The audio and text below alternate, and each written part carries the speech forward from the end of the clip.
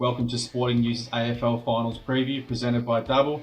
I'm Kieran Francis, and with me is Bryn Wakefield to discuss the two AFL semi-finals.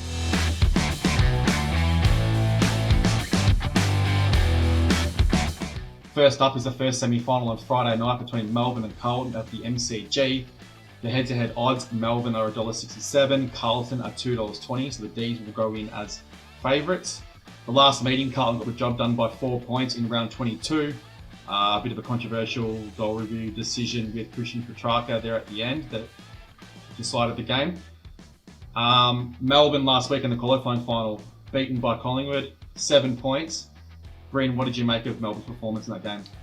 Yeah, it's an interesting one, Kieran. So obviously a lot of inside 50s for Melbourne, 69-37 in favour of D's. And they probably should have got the job done, but just very inaccurate in front of goal and sort of wasted opportunities. And yeah, a very interesting one because it's going to be a tough matchup again this week. It seemed as if Collingwood were factoring in that Melbourne's forward line wouldn't function well if they got numbers back. And they obviously had 32 more interceptions, as you mentioned. Melbourne had 4 more clearances and also 14 more contested possessions. So when you've got that form line in a game, you usually win the game quite convincingly, and Melbourne obviously didn't. Jacob Van Rooyen will be out as well, which will obviously be a big impact on Melbourne's final, but we'll talk about that later. Carlton, on the other hand, winning form, one elimination final against Sydney, 6 points. Pretty good first half performance, maybe not so good in the second half, but they held on to get the job done. Some stats here, Carlton, plus 10 inside 50s for the game, plus 25 contested possessions, so they really dominated ball movement and ball winning. But Sydney had more scores, which I thought was quite interesting, which shows that Carlton's maybe conversion rate and also stopping Sydney wasn't brilliant. What did you make of Carlton's performance? I thought it was a good performance overall. They led for the entire game, so maybe a late run from Sydney kind of made it look a bit closer than it was, but I think Carlton were pretty solid in that one and looked like one of the informed teams as they have been at the end of the season. Yeah, it was good to get the job done. I mean, it's been a long time since Carlton played in a final and won a final. And they definitely weathered the storm. Very long time. They definitely weathered the storm from Sydney. We'll go with my best bet for the game first. I've got the match score at being under 160.5. Not as good as odds last week as it was for Melbourne Collingwood, but it's at $1.70. 8 of Melbourne's last 9 games against finals teams, including last week, have been under 160.5. And it's also worth mentioning that the game between these two teams only about a month ago in round 22 was 60-56, so 106 points there. Sorry. You can expect both defences will be up and about, and it will be a tight game, unlikely to go overs, you would think. Bryn, what's your best bet for the game? Yeah, so I've actually gone for Nick Newman to get 25 touches at $1.98 per dabble. It's an interesting one. He didn't have that mark last week. He had 23 disposals, but in his last 6 games, averaging 29. He's been in really, really strong form and probably back him to get it again, that 25 mark. He's been just fantastic, really, and he had 33 against Melbourne last time they played, so you can see him having a big game and a bounce back. A lot of Carlton fans actually thought that Nick Newman was stiff not to make All-Australian and be thereabouts. He's had a great season, probably an underrated season, and that looks like a good bet to me. We'll move on to some talking points in the game. First of all, we mentioned Melbourne's forward line. Jacob Van Rooyen is out. It's a pretty big loss because they don't really have a plethora of marking targets up there. Tom McDonald struggled last week. Bailey Fritsch did well. Conversion wasn't brilliant, but again, Fritsch is not going to haul in the big marks. How do you see the solution? Who do you think will come in for Melbourne, and what do you think can help with their impotency? Because their forward line really struggled last week.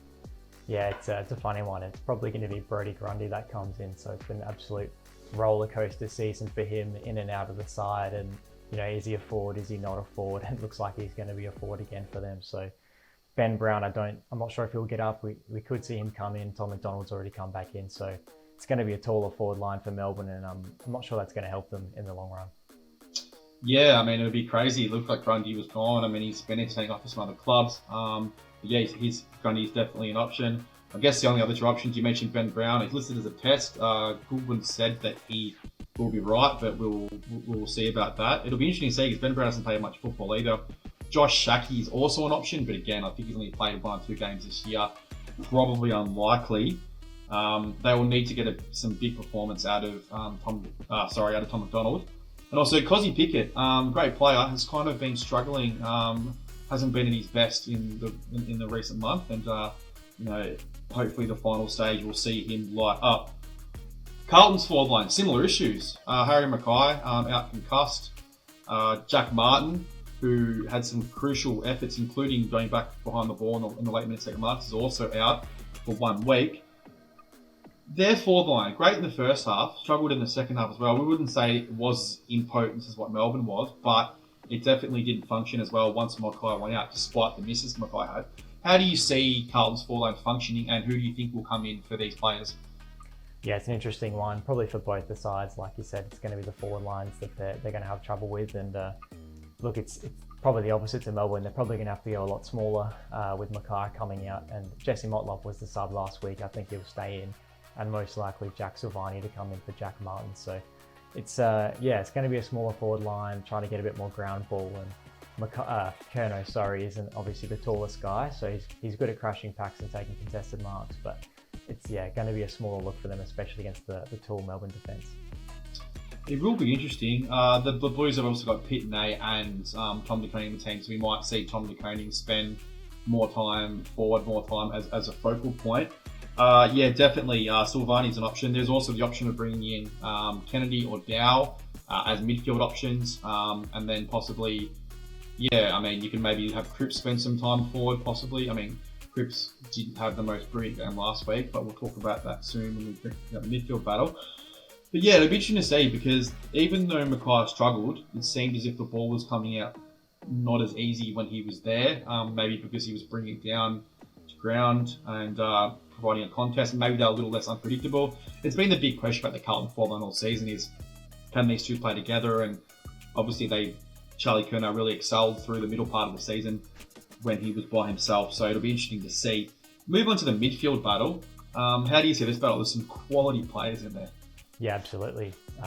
Great quality on both sides and pretty evenly matched, I think. I guess the player I wanted to highlight was Sam Walsh. So 28 disposals last week and was running all around the ground. And the great Kane Corns loves to make comparisons to Connor Rosie, and Rosie's got the extra Australian on him now, but it's a really big performance from Sam Walsh in the finals, and I think he can finish the year strongly.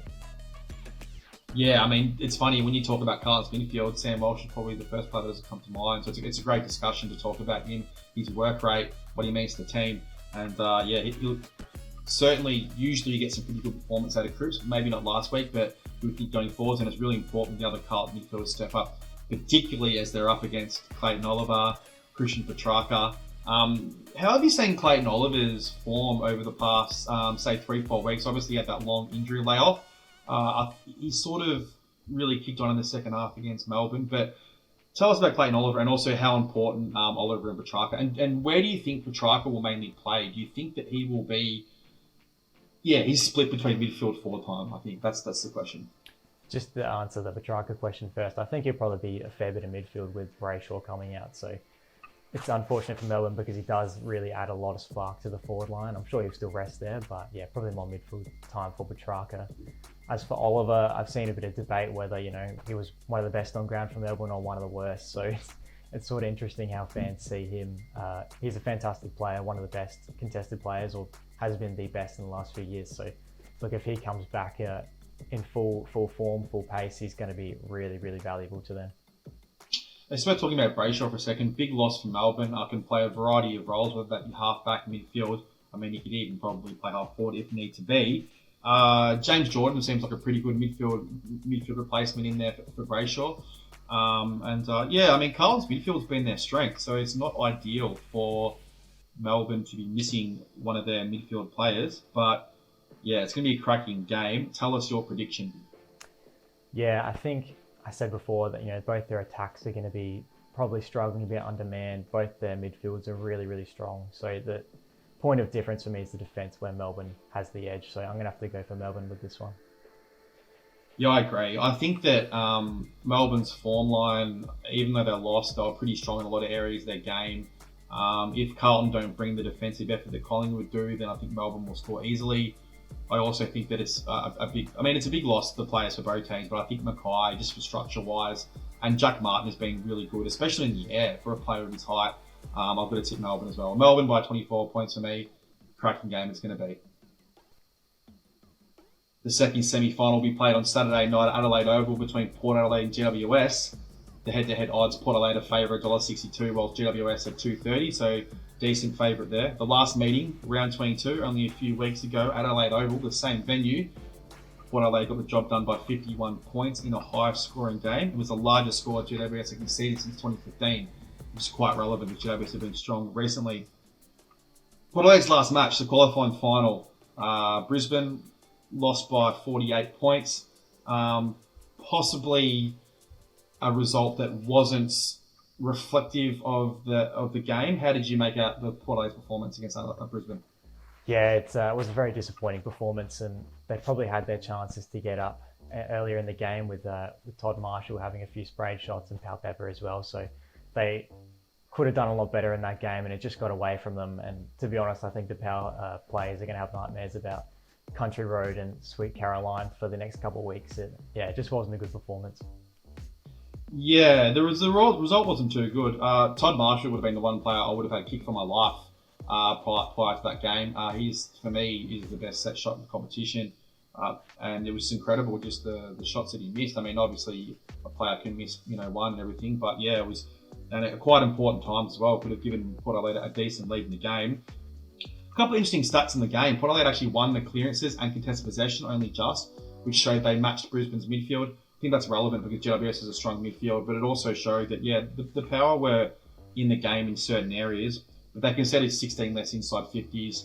I do think they were quite stiff, that they made their substitution and they had a couple of injuries. Darcy Byrne-Jones got substituted off and then had injuries to Mackenzie. And who else was it? I can't quite remember. Dylan Williams as well, yeah. Yeah, so and then it was pretty much from that point onwards, undermanned Port Adelaide with less rotations, got blown away, and they were in the game. I think it was only 2-3 goals to that point. Moving on to GWS, they won at the MCG. They became the first team to win at 12 venues during the season. Quite an incredible effort. Elimination final against St Kilda, they won by 24 points. Some interesting stats here. The game was fairly even in the important statistics. GWS had 2 less inside 50s. Contested possessions, 2 more, and the clearance had 1 more. So even game. But I think GWS's run, carry, and ability to convert their entries to inside 50s to goals and scores was quite brilliant. How have you made GWS last week and also their season so far? Yeah, really impressive. And I just want to touch on, Kieran, some of these interesting stats. We've seen a few of the games last week, clearances inside 50 counts being a bit skewed. So it does show that I think that in finals, it's the little things that count, converting those set shots, the nice passes inside 50, and just getting those little 1%ers through. As for GWS, I've really enjoyed their season. They've had a really strong run to finish the year.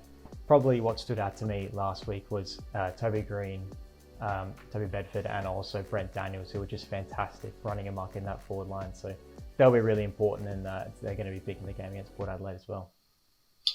Yeah, they've been in the orange tsunami lately, and that's what it's like when they start to come through the midfield. It was superb to watch, the running, the linking, the moving the ball. For me, their ball movement was the best of any team that I saw in the final. Maybe Brisbane in the second half, but I think Port Adelaide were a bit undermanned. But the orange tsunami was quite brilliant. Toby Green, what a player! Just extraordinary. Just the ability to make himself hard to match up on, moving up the ground, moving back. Yeah, it was a great performance by GWS. Breen, what's your best bet for the game?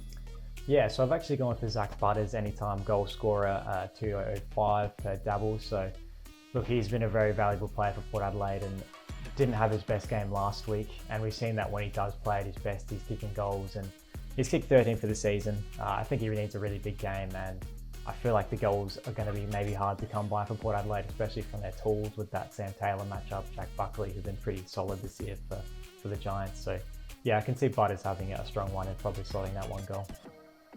Yeah, what a season Zach Butters has had. My best for the game is the match score being over 180.5. We're going against the grains. We always say that finals are going to be low scoring and everything, but GWS's last 4 games have been all over 178, which is not quite 180, but they are definitely one of the best attacking teams to watch, and also Port Adelaide are too. We also saw the last game between these 2 teams was extremely high scoring, and I think under the lights at Adelaide Oval, it's going to be another high scoring game. I don't think we'll see too much defensive football. Let's move on to talk about the actual game itself. Let's talk about Port Adelaide first, and it's been a fair amount of speculation about whether Ken Hinkley would be signed. He was re-signed throughout the whole year. What would a straight sets exit mean for Port Adelaide if it happened?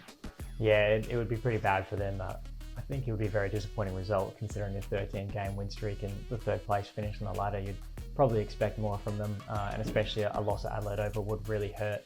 I think maybe the one way you can look at it is that they're a very young side, so they've got a lot of growth in them. They're probably going to be back there next year with the likes of Connor Rosie and Zach Butters, and even Mitch Georgiades coming back, and some of their younger forwards probably making a big jump. So it's going to be an interesting one. I think it will hurt, but it's almost like a premiership this year would be a huge bonus. They're almost playing with house money, so maybe not the most devastating thing, but yeah. I would like to see David Koch's reaction if they do get knocked out in straight sets after re-signing Hinkley. Ken Hinkley deserved to be re-signed, no doubt, but it would definitely be not ideal. Yeah, you're right. Port Adelaide's future does look pretty bright. Brandon Zerk-Thatcher and Radaglia are both on the club as well, so there's some talent coming into the club. The midfield battle, Giants midfield broke even with St Kilda last week. Their transition was brilliant, and this was without Stephen Caniglio, who we know is a star. Caniglio is expected to be back this week. How do you see the midfield battle panning out?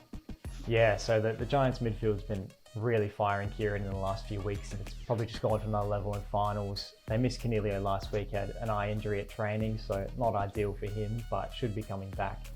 I think, to me, if the Giants can get on top of the midfield battle, and that's where Port Adelaide's probably at their best in the midfield, if the Giants win that, it's game over, and the Giants win. We talked about last week about Willem Drew going to Lachie Neale. He did, and he did a pretty reasonable job as well. Neale might have got off leash a little bit in the second half, but in general, he was relatively well contained. You wouldn't say that he was the match winner for Brisbane.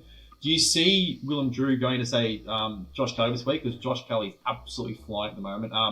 He's obviously always been a great player, but he really seems like he's stepped it up a level in the past month or so. Yeah, I agree, Kieran. Josh Kelly has been fantastic. So, yeah, it wouldn't be a surprise at all if Willem Drew heads over to him. He's been doing a good job on the tagging role recently. So, yeah, I can see that happening for sure. It's going to be a great battle at Adelaide Oval in the midfield. Whoever wins this game will be playing Collingwood in the preliminary final MCG. Gee, this is going to be a daunting prospect. If you were Port Adelaide first and then GWS second, what would you want to see from each team before they face Collingwood next week? Yeah, it's a good question. I think Collingwood are absolutely flying and they look really strong. Going to regain Nick Dacos as well, so even better really. You'd want to see from Port Adelaide a really strong forward line performance. It's probably been a few weeks since Jeremy Finlayson's had a strong game. Todd Marshall, you want to see him accurate. No misses out in the full again. So they're going to need their forward line to be looking a lot better, I think, this week. As for the Giants, you'd want to see a nice fit, healthy Toby Green and Sam Taylor after this one, because they're going to be a bit beaten up. They tend to play harder, tougher footy in the finals, the Giants. So yeah, you want to be nice and healthy for the Collingwood game. Very good calls there. Yeah, I think with Port Adelaide, it's funny, if you put Port Adelaide's attack into the Collingwood-Melbourne game and play them against Collingwood, I think that Port Adelaide got the job done with the amount of inside 50s that Melbourne had. Collingwood's defence held up pretty strong. I'm not sure if Collingwood played the same style, it would work. But yeah, again, you just want your midfield to get on top for Port Adelaide. And yeah, once Todd Marshall get some confidence back as well. We know he's a great kick, but clearly lacking a bit of confidence.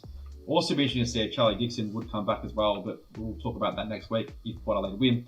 For the Giants, I think it's just keep on keeping on. Just, the orange tsunami, get the ball forward, playing exciting football. I mean, they've won a lot of their recent games. Can't remember the exact figure, but one of the only games they've lost against Port Adelaide, and it's just been through sheer work rate, moving the ball, and it's actually been refreshing to see because it's been exciting football and not defensive, stodgy football that we have seen some teams play. So well done to GWS, and I wouldn't discount them possibly doing a Bulldogs. I'm not saying that they're going to win a flag, but I do think that both GWS and Carlton, the teams that didn't make the top four, I think that they're both in the flag race. We veered away a bit, but what's your prediction for the game? Who do you think will win? Yeah, no, I don't. I think GWS could have that fairy tale run, and you definitely can't discount them. In saying that, I'm going to discount them into Port Adelaide at Adelaide Oval for this one. Yeah, same for me. I think Port Adelaide will be too strong. I think that you looked at the midfield battle between St Kilda and GWS, it was relatively even. and the Giants get a lot of inside 50s. I think that if they concede the same amount of inside 50s as Port, I think that Port's forward line is more potent, especially at home, and then Port will get the job done. I don't think it'll be as comfortable as the 50-odd point victory they had a few weeks ago, but Port Adelaide will be advancing to the preliminary final, and we'll have a prison bar preliminary final against Collingwood at the MCG.